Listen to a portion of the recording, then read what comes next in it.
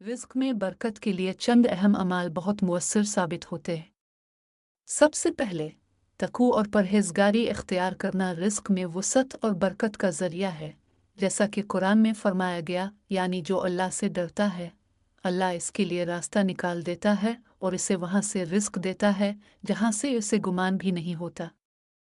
दूसरा अहम अमल सदका व खैरात है, जो न सिर्फ मुसीबतों को दूर करता है बल्कि रिस्क में इजाफा और बरकत का सबब बनता है।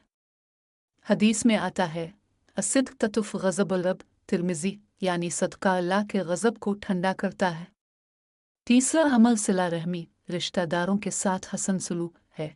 नबी करीम ने फरमाया, जो चाहता है कि इसके रिस्क में कुशादगी हो और उसकी उम्र दराज हो, वो सिला रहमी करे। बुखारी, मुस्लिम। इसी तरह सच्चाई, हलाल कमाई, नमाज की पाबंदी, इस्तिग़फ़ार और दुआ भी रिस्क में बरकत के मुअस्सर ज़राए हैं। इन अमाल को अपना कर दुनिया व आखिरत में कामयाबी हासिल की जा सकती है।